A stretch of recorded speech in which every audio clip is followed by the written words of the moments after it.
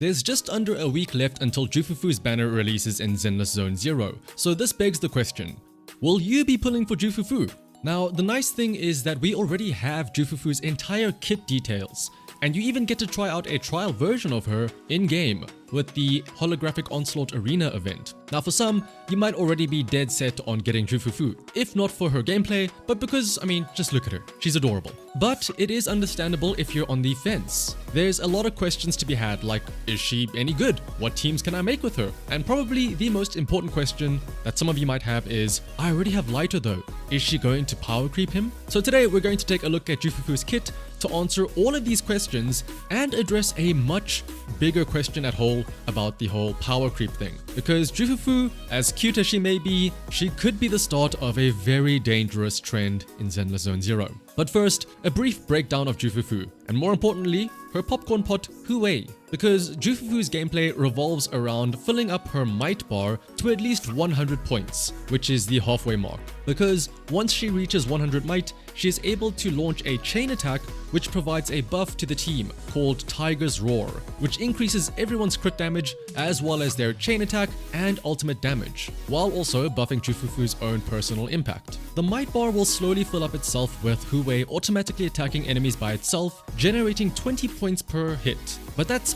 kinda slow-ish. So whenever Ju Fufu uses her EX skill, it'll also generate 80 points of might. But she can also earn up to 15 points of momentum from various attacks, like for example her EX skill or defensive parries. And then when you use her dash attack, if you hold down the attack button, she will continue to spin on top of Hui, and every time you hit an enemy like this, 1 point of momentum will be consumed to gain 25 points of might. But here's the thing though, realistically speaking, you probably won't be spinning around that much manually, because you can switch to another character and Ju Fufu will keep on spinning around like that by herself. And whenever she does reach that 100 might threshold, Ju Fufu will launch her chain attack automatically even while off field. Now, this Tiger's Roar buff that you get from the chain attack lasts for quite a while, 30 seconds to be exact, and it can be pretty easy to keep uptime on this buff, since within those 30 seconds, all you would need to do is have another EX skill and have Hui attack at least once to get another 100 might points to launch another chain attack. In fact, depending on how much the boss moves around, you can have permanent uptime on the buff from Hui's own attacks alone. You don't even need to bring Ju Fufu out at all, as you can see from this clip here where within the 30 seconds, Hui can easily get the 5 attacks off to let Ju Fufu launch out another chain attack, refreshing the buff. And honestly, that's really Ju Fufu in a nutshell. She's a very simple little tiger, but she can be pretty powerful. Now that being said though, the trial version of her does leave a lot to be desired because it is very poorly optimized. You see, looking at her stats, she really values attack as well as crit. So she kinda looks a bit like an attacker, and that's because to get the most from her crit damage buff, she needs 3,400 attack to give the maximum of a 30% crit damage boost. And you're also likely going to be running her with the King of the Summit disc set, which needs 50% crit rate to provide another 30% crit damage boost. And at that point, if you already have that much crit and that much attack, you may as well also invest in some crit damage on Ju Fufu, especially if you're getting a free chain attack with boosted damage every so often. And although her impact may seem low right now, she does get 50 points for free while in the Tiger's Roar state at core skill F, putting her back up on par with other stunners. But speaking of other stunners, this is probably where some of you might be concerned, especially when we first saw Ju Fufu and it was shown that she would be another limited fire stunner, exactly the same as Lighter. So, thoughts of power creep or replacement may have been spinning around in your head, kind of like Ju Fufu. But good news. Despite being the same class and element, as you could probably already tell from her kit, Ju Fufu is completely different from Lighter. Now yes, she might be quote-unquote better than Lighter in certain teams, but that's because Ju Fufu is a much more of an all-rounder stunner, benefiting a lot of different teams. I mean, who wouldn't want more crit damage, or chain attack damage, or ultimate damage for that matter, right? All the while, Ju Fufu herself can do a pretty decent amount of damage as well as daze while still being off-field. Whereas in very specific teams, Lighter will still outshine Ju Fufu by a mile, because of the buffs that he can provide specifically to fire or ice attackers. But if it's not a fire or ice attacker, then Ju Fufu will probably take the edge. But now here is the issue. The way that I just described Ju Fufu may not overlap at all with Lighter, but it does clash with another limited S rank stunner, and that is Trigger.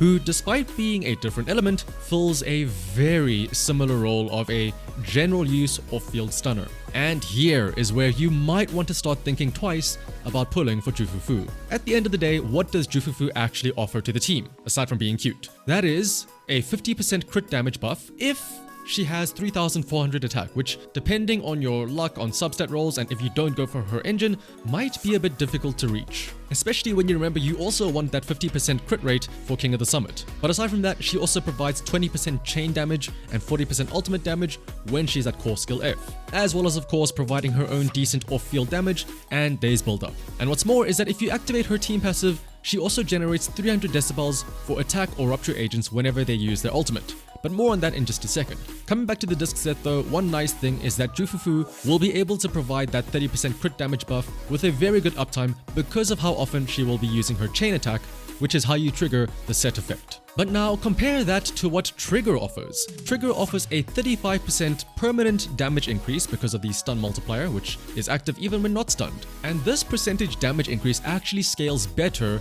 the stronger your attackers are. What I mean by that is that let's say your attacker already has 200% crit damage. So if you have Ju Fufu and it gives another 30% crit damage, that means that you'll be doing effectively 15% more damage than without the buff, right? 230 from 200 is a 15% increase. But with Trigger's 35% damage increase, you're getting, well, a 35% damage increase. It says what's on the box, right? Your 200% crit damage is now going to essentially do 270% crit damage. Now, Trigger can also provide her own off-field damage and days. Even more days if you also activate her team passive. And Trigger, just like Ju Fufu, can use the new King of the Summit disc set for the crit damage buff. Although she won't be able to use her EX and chain attack as often, so the buff will be a little bit harder to maintain. Now, when you compare these two side by side, they start to look pretty similar, which begs the question, if you already have Trigger, do you need Ju Fufu? There is one main difference between their kits, and that is Ju Fufu's team passive, especially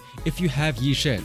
In fact, speaking of Yi Shen, that's a great way to show how similar these two are. Right now, one of the most popular teams to pair with Yi Shen is Astra and Trigger. Yes, even though Trigger's team passive isn't activated here, but that's fine, because it just gives Trigger a little bit more days on her aftershocks. But I mean, let's be real, Trigger is already great at stunning enemies. So once you get Ju Fufu, it's essentially going to be a sort of side grade for Yi Shen, as they both perform a very similar playstyle. Like if you were to close your eyes and ignore the fact that it's Trigger, it's really not going to make that much of a difference if you use Trigger versus Ju Fufu. You're still going to be playing the same way, using Yi Shen for the most part, occasionally switching into your stunner, throwing out an EX just to switch back to Yi Shen. However, the one difference between the two stunners is in that team passive, like I said. Ju Fufu providing an increased decibel cap and also refunding some decibels when an attack or rupture agent uses an ultimate. Can be pretty nice, especially for Yi Shen because of the fact that she has two ultimates. So she's going to make advantage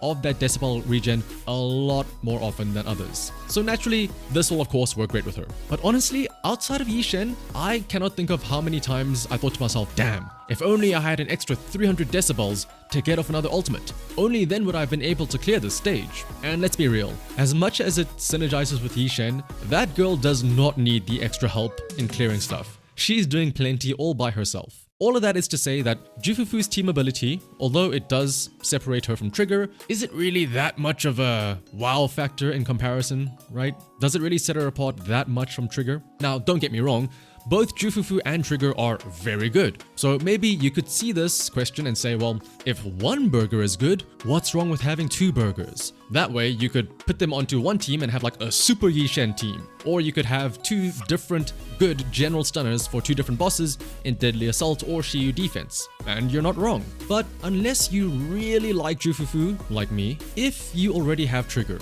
and you already have good supports or good stunners for your other teams that don't have Trigger, like say Astra or Caesar or Lighter or even Lycan, then you probably don't need Ju Fufu 2, especially when you realize that Yuzuha, a limited support, is coming right after Ju Fufu. Now again though, if you don't know whether or not you want Ju Fufu or Yuzuha, as always I would recommend waiting. don't pull on Ju Fufu's banner the moment it comes out, and wait until we get more details about Yuzuha and her kit to make a decision. Because as great as Ju Fufu is, realistically speaking, she's just another trigger. And I know now that similar comparisons might be made for Yuzuha, how will she compare to Astra? But considering that Yuzuha will likely be paired with Alice, an anomaly agent, I think it's safe to say that Yuzuha, although providing good buffs like Astra, will be different enough in that she will likely have some sort of anomaly buffs too, so that she's, worth it, even if you already have Astra. For example, Astra and Yuzuha could both provide attack buffs, but where Astra would provide a crit damage buff, maybe Yuzuha instead would provide a anomaly mastery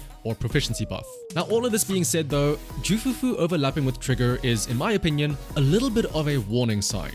I think we're getting to that point in the game now where there are so many agents, or there's enough agents, that there is bound to be some sort of overlap between new ones. For example, when Trigger first came out, I think we could all agree that she was different enough from Qingyi, despite being the same element in class, and then when Hugo came out, his totalize mechanic made him decently unique from Ellen Joe's charge build-up, right? But Ju Fufu now isn't really bringing that much new stuff to the table, which does make me wonder a bit about Alice. Being a physical anomaly agent, I would like to think that she's different enough from Jane, but time will tell, I suppose.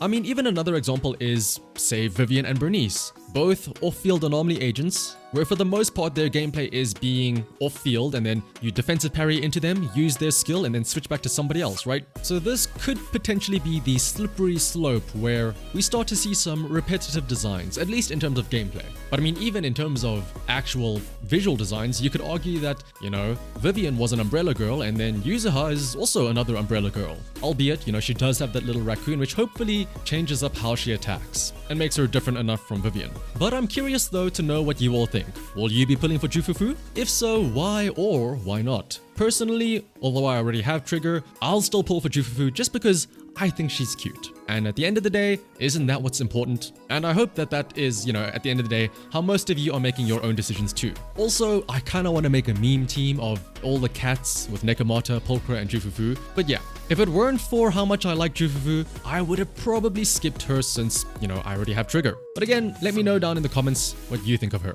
And if you are going to pull for her, I wish you the best of luck on your rolls. But until next time, bye bye.